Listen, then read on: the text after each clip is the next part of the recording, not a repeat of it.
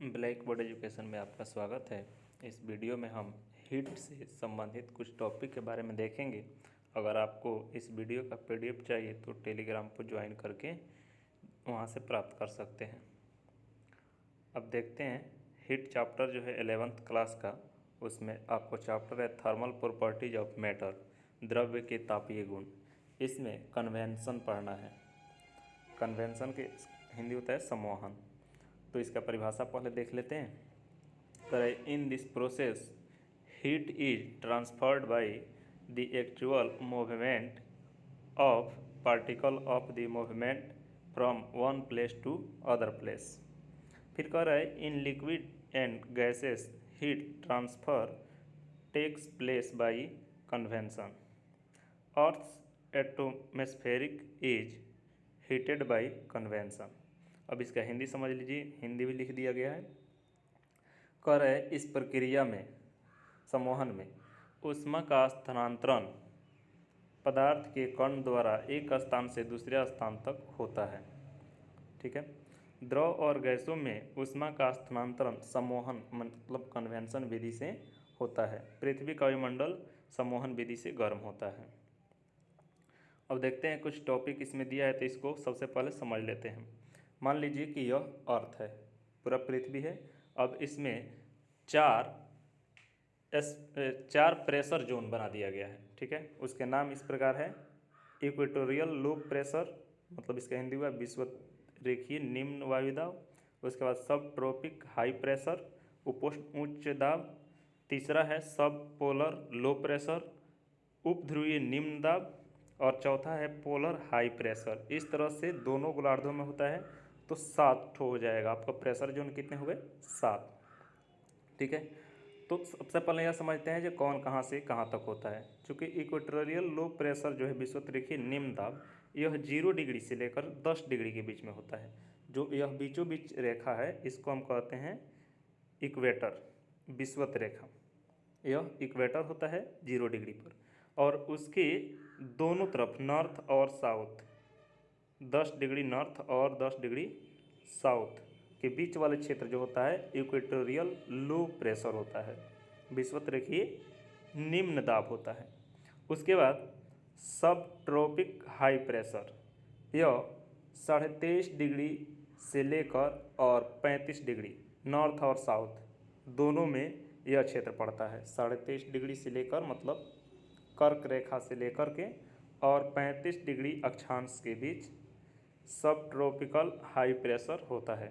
उसके बाद तीसरा है सब पोलर लो प्रेशर, यह 45 डिग्री से लेकर के और 66.5 डिग्री तक होता है। ठीक है। दोनों तरफ साउथ और नॉर्थ दोनों क्षेत्र में सब पोलर लो प्रेशर होता है। उसके बाद लास्ट में होता है पोलर हाई प्रेशर। ठीक है। चूँकि इक्वेटर पर सूरज की किरणें सीधी पड़ती है, इसलिए यहाँ पर टेम्परेचर ज़्यादा होता है, और टेम्परेचर ज़्यादा होने के कारण यहाँ प्रेशर जो होता है लो होता है। ठीक है। लो प्रेशर होने के कारण यहाँ पर हवाएं जो है वो उसका डेंसिटी कम होता है और ऊपर की ओर उठती है। फिर यह 4 जो प्रेशर जोन है उसमें इस सब क्षेत्र को आप समझ गए। अब देखिए इसमें क्या होता है कि हवाएं गति करती है। हमेशा हवाएं जो है हाई प्रेशर से लो प्रेशर की ओर मूव करता है। ठीक है। तब यहाँ पर जो सब ट्रॉपिकल हाई प्रेशर है, इधर से हवाएं इक्वेटोरियल लो प्रेशर की ओर मूव करेगा दोनों क्षेत्र से। फिर उसी तरह से यहाँ पर सब ट्रॉपिकल हाई प्रेशर है, यह यहाँ से हवाएं दोनों तरफ जाएगा। चूँकि जहाँ जहाँ लो होगा वहाँ वहाँ यह गति करेगा। तो इसको जो है हम आगे देखिए किस तरह से फिगर के द्वारा समझा रहे हैं। यहाँ पर देखिए एक फिगर बनाए हैं कि यह अर्थ है और यह रोटेट करेगा। तो यह रोटेट करता है इस तरह से पश्चिम से पूर्व की तरफ, और यहाँ बता दिए हैं कि यह 0 डिग्री जो होता है इक्वेटर होता है, और फिर 23.5 डिग्री 66.5 डिग्री, इस तरह से बहुत सारे अक्षांश होते हैं। अब देखिएगा जैसे ही टम्परेचर इक्वेटर पर अधिक होता है, इस क्षेत्र पर जो है टम्परेचर ज़्यादा होता है, जिसके कारण यहाँ प्रेशर कम हो जाता है, लो हो जाता है। अब क्या होगा कि सब ट्रॉपिकल हाई प्रेशर से लो प्रेशर की ओर हवाएं चलने लगती है। तो तो ध्यान दीजिएगा यहाँ 23.5 डिग्री से 35 डिग्री का जो क्षेत्र है, यहाँ से हवाएं इस दिशा में मूव करने लगती है।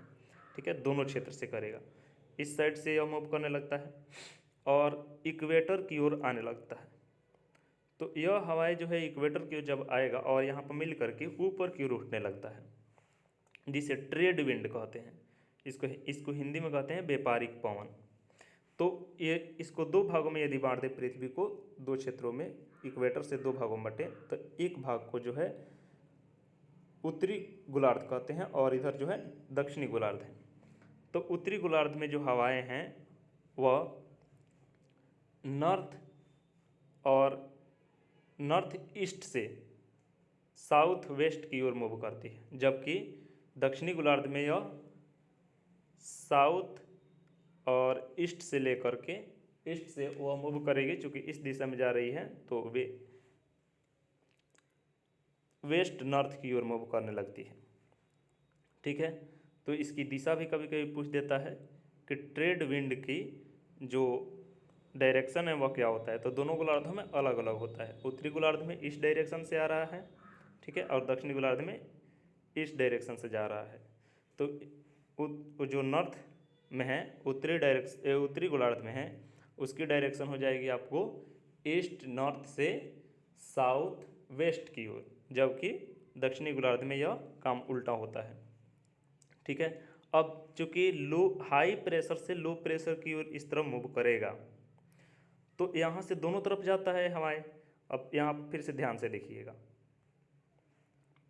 कि यहाँ से सब ट्रॉपिकल हाई प्रेशर से इधर इक्वेटर की ओर मूव करेगा, यह इधर की ओर मूव करेगा और यहाँ आकर टकरा कर ऊपर की ओर उड़ जाता है हवाएं और फिर जो है ऊपर की ओर बढ़ने लगता है।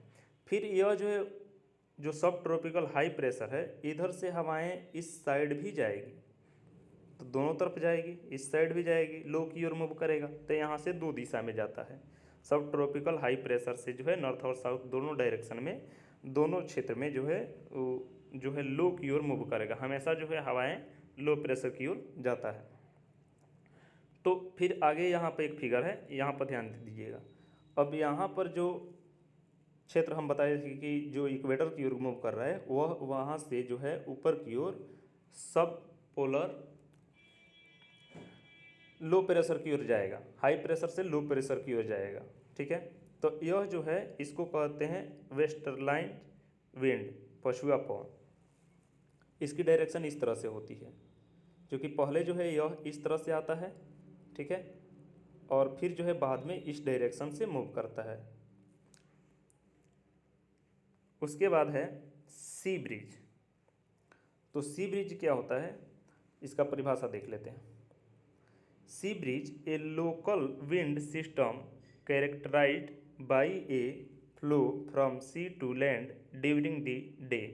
इसका हिंदी होगा समुद्री समीर एक स्थानीय पवन है जो दिन के दौरान, दिन के समय समुद्र से भूमि की ओर प्रवाहित होती है।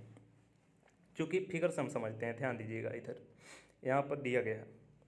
चूँकि दिन के समय जो होता है लैंड अधिक गर्म होता है वाटर की अपेक्षा, वाटर से लैंड अधिक गर्म हो जाता है, क्योंकि वाटर का स्पेसिफिक हीट अधिक होता है।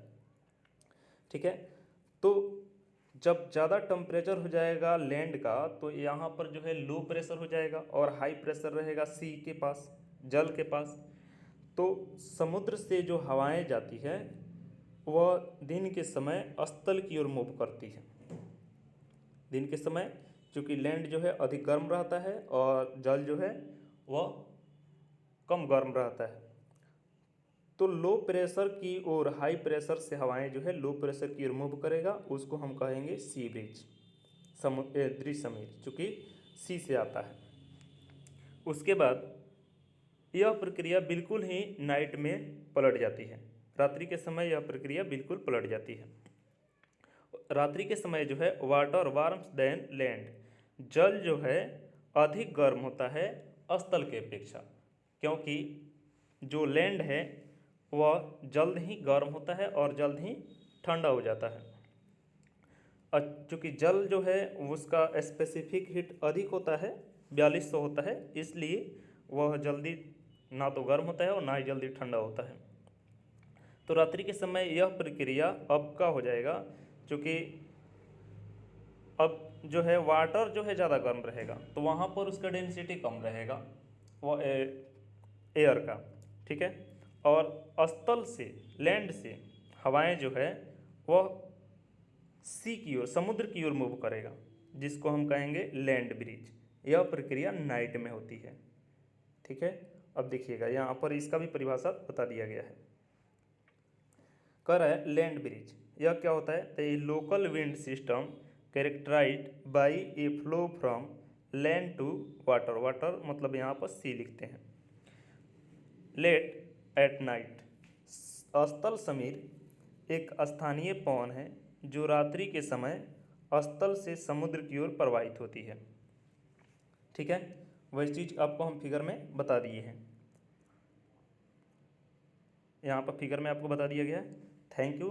इसके बाद वाले वीडियो में हम रेडिएशन पढ़ेंगे और ब्लैक बॉडी रेडिएशन के बारे में पढ़ेंगे। Thank you.